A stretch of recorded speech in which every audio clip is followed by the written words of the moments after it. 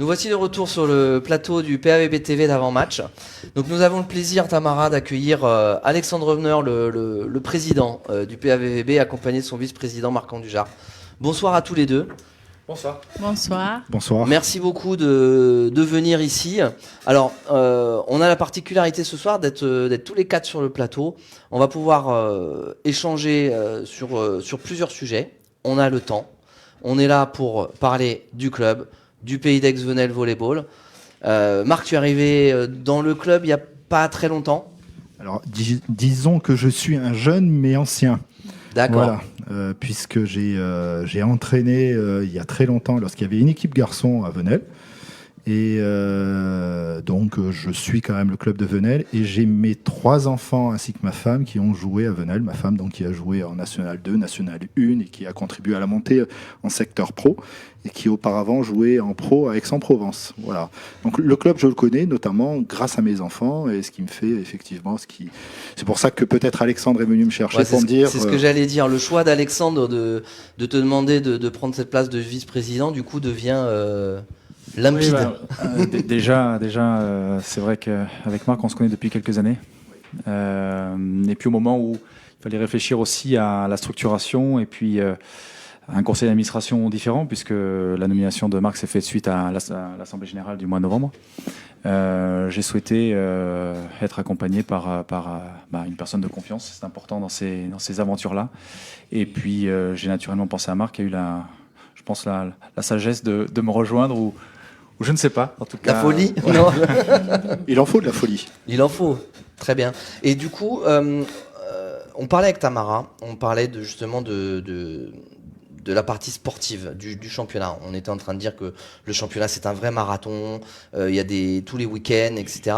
Et on disait aussi que le championnat LAF Pro est un vrai marathon, mais gérer un club comme le Pays d'Aix-Venelle Volleyball, c'est plusieurs marathons à la fois. Oui, effectivement. C'est-à-dire que, évidemment, ce que l'on voit, la vraie vitrine du club, ce sont les résultats, c'est l'équipe première qui évolue tous les week-ends, voire 2 fois par semaine quand les matchs, une Coupe de France ou plusieurs journées de championnat par semaine. Donc évidemment, on voit bien le projet sportif, mais pour que le projet sportif puisse bien évoluer, il faut que les structures soient aussi en réflexion, en évolution. Parce que le volleyball français, on en a déjà parlé quelques fois sur ce plateau, le volleyball français évolue, grandit, les clubs se structurent et on n'a pas d'autre choix de se poser des questions pour non pas bouleverser un club, mais tout simplement le renforcer au fil du temps, avec les bonnes personnes, avec les bonnes réflexions, avec les bons partenaires également, qui ont l'envie de travailler, d'accompagner, de renforcer ce projet. Et puis surtout de faire en sorte que ce club soit sublimé d'année en année. Effectivement, on a pu quand même voir aussi une grosse évolution. Tamara, tu vas pouvoir peut-être confirmer ça, puisque tu as été joueuse aussi en professionnel au Pays d'Aix-Venelle Volleyball. Une évolution sur le réceptif, recevoir des partenaires, upgrader tout ça autour de la halle Nelson Mandela. Le club a fait beaucoup de travail sur ce club des partenaires, sur ce business club. Oui, j'ai bien vu l'évolution du club, en sachant que je suis arrivée, je pense, 2013-14. On a vu une salle s'agrandir. On a vu que c'est trop bien. On a vu un sol pour les équipes de haut niveau. C'est pas toutes les équipes de la France qui jouent le championnat français. Ils n'ont pas, je pense, à mon avis, il n'y a pas toutes les équipes qui ont ce sol. Non, ça va devenir une exigence par contre. Ah, donc on a mis en place aussi. Vous avez mis en place le studio pour pouvoir parler, tout ça, les commentaires. Pays d'Aix-Venelle a toujours été une équipe avec des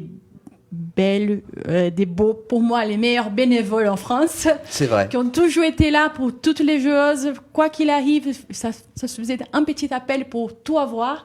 Donc, j'ai vu, quand je suis arrivée, l'objectif, c'était, on essaie de ne pas descendre. Puis à mesure, ça commençait à évoluer. Bon, on essaie de se qualifier, les 8 premiers pour jouer les playoffs. Maintenant, le président peut me dire, les objectifs, ça a bien changé. Les objectifs ils sont affirmés et affichés depuis quelque temps. C'est évidemment, d'installer le club dans le top 4 du championnat de France, mais aussi de le stabiliser et de faire en sorte que ça devienne une place très importante du championnat français. Alors ça ne doit pas être que des mots, ça ne doit pas être que des idées, ça va être aussi tout un travail et on n'y arrivera pas seul.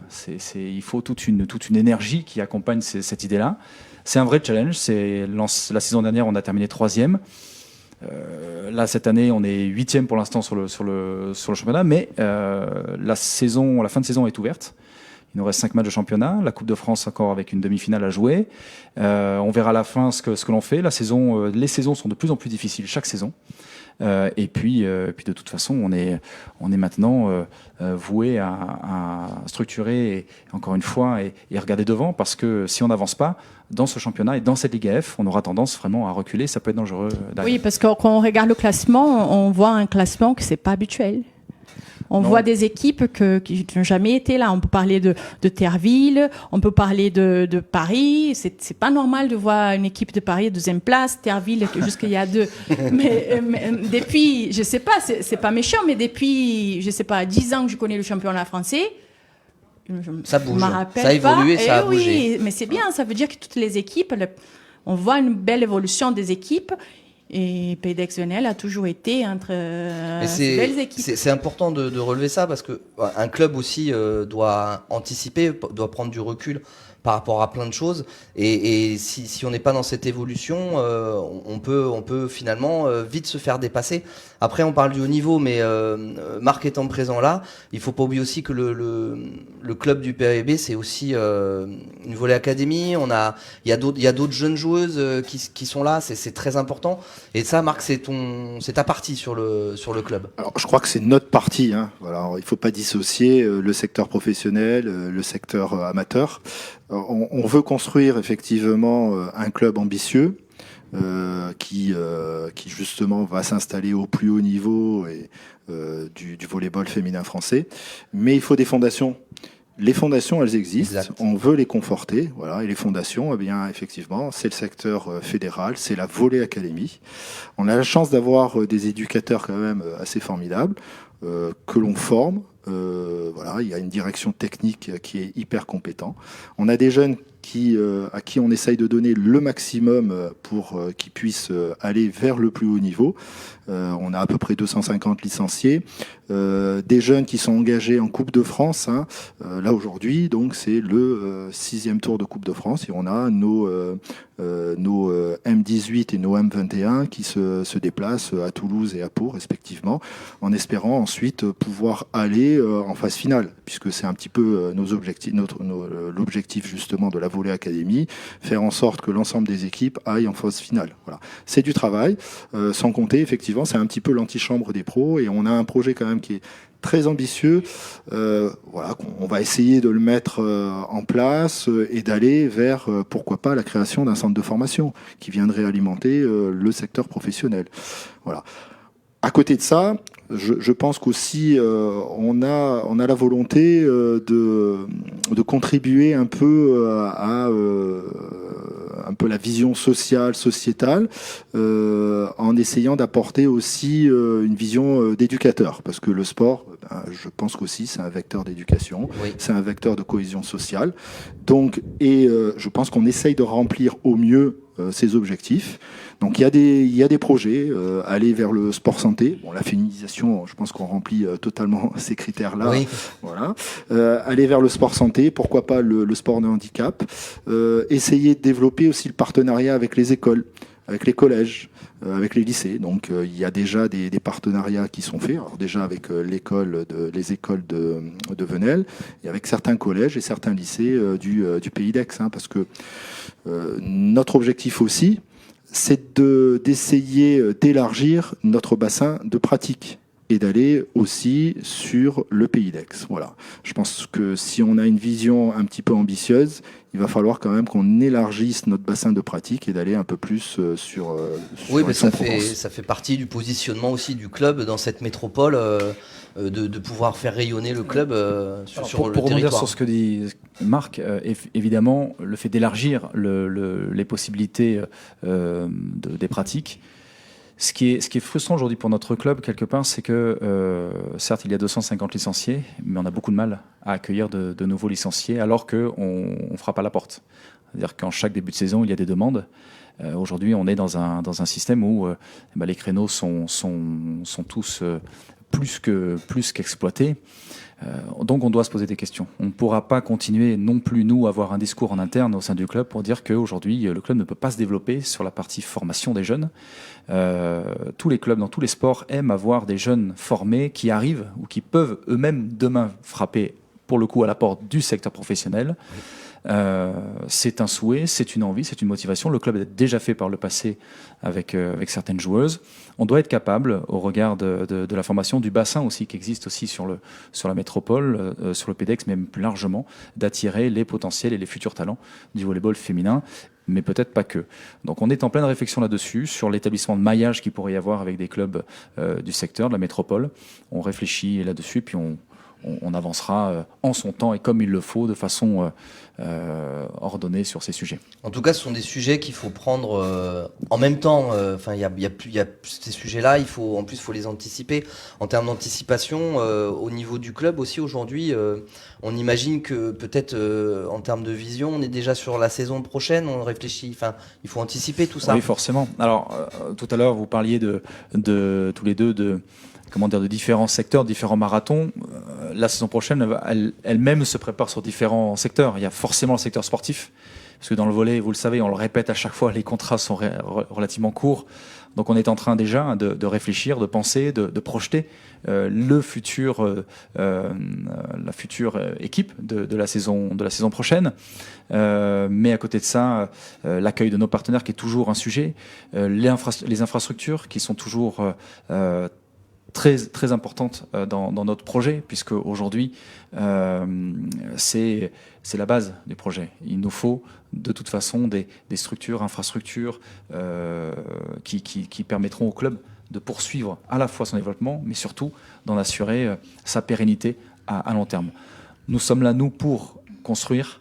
On n'est pas là aujourd'hui pour avoir un projet, le mettre en place, aller chercher un titre et puis ensuite se dire voilà, le travail a été fait. C'est que notre ambition, on a un bel héritage, il y a un beau projet qui a été monté pendant des années. Le sujet aujourd'hui, c'est de comment poursuivre son développement, le pérenniser et l'amener le plus haut possible de façon forte. Donc tous ces sujets-là, forcément, quand on construit une saison, on n'est pas sur uniquement la saison prochaine, on est, j'ai envie de dire, sur les 4 et les 5 prochaines saisons en train de Oui, en plus, vous avez déjà prouvé que vous étiez capable aujourd'hui d'organiser plus que des matchs, c'est-à-dire qu'on organise vraiment, aujourd'hui vous êtes capable au Pays d'Aix Volleyball d'organiser une soirée entière autour du sport. On a une fan zone, on commence à avoir une fan zone ici qui est là 1h30 avant le match. On a pu aussi vous voir sur un match de Coupe d'Europe à l'Arena, vous avez rempli à 2500 personnes pour un match de volley. Oui. Ça, ce sont des choses qui comptent aujourd'hui pour justement faire voir que vous avez besoin d'infrastructures pour avancer. On peut dire aussi que pour qu'une équipe puisse performer, le club, il faut qu'il soit structuré. Et je pense que le PEDEX Venelle n'est pas loin de l'excellence. Moi, oui. Merci Tamara, le président prend le jeu. Je crois que Tamara va dire qu'on va gagner 3-0 ce soir. 25-10, 25. C'est vrai qu'en termes d'organisation, le sport attire. Aujourd'hui, on est quasiment dans l'idée, l'envie de pouvoir faire partager autre chose que le sportif. Je crois qu'on en a parlé lors des derniers plateaux, mais c'est-à-dire que la fan zone, c'est un des éléments. Et effectivement, la soirée que l'on a fait le 21 décembre à l'Arena a montré que le potentiel public est présent. 2500 personnes qui se déplacent pour voir un match de volley, c'est important, c'est un chiffre qui compte. Et le 21 décembre, c'est une date, oui, c'est une date. Beaucoup d'animations dans l'enceinte de l'Arena, au niveau des partenaires, au niveau même du grand public. Donc, quelque part, on se doit de réfléchir à comment animer tout ce qui est en marge du match. Le match, c'est un spectacle en tant que tel, mais on doit proposer, être organisateur quelque part de spectacles en marge, en avant et en après-match. Mais pour cela, il faut des espaces, il faut aussi des conditions pour pouvoir le faire. Donc on travaille avec toutes les personnes qui nous entourent, du monde politique et même privé, qui ont parfois des idées à nous apporter, à nous soumettre. En tout cas, ça fait partie forcément d'une des pierres du grand projet du club sur les 4 et les 5 prochaines saisons à venir. On a une partie VIP, magique. Ah, on est bien, on est très bien dans la partie VIP du PAVB. Il y a Coupe de France, on en parle un tout petit peu. Mardi, rendez-vous Ça va mardi. arriver vite, oui, effectivement. Rendez-vous mardi à Cannes. Ouais. Mardi soir, demi-finale de la Coupe de France. Ouais. J'ai su qu'il y avait pas mal de monde qui allait se déplacer quand même du Pays d'Axonais Volleyball. Je ne sais pas encore. En tout cas, je sais que c'est un projet. On sent que le club a envie d'accompagner ses joueuses dans cette compétition-là. Alors c'est vrai que c'est une compétition qui compte. Elle compte aussi pour Cannes, qui, au regard de son classement, n'est pas forcément une place habituelle pour ce club. Je sais qu'ils feront le maximum pour essayer d'aller à Paris. Je tiens à vous dire qu'on fera nous aussi le maximum pour prendre le TGV. C'est un sujet qui nous anime aussi. Maintenant, il y a un match à jouer. Il y a un match à jouer mardi. Ça va être difficile. Ça va être dans une salle importante du volleyball français. Voilà, on va se préparer pour.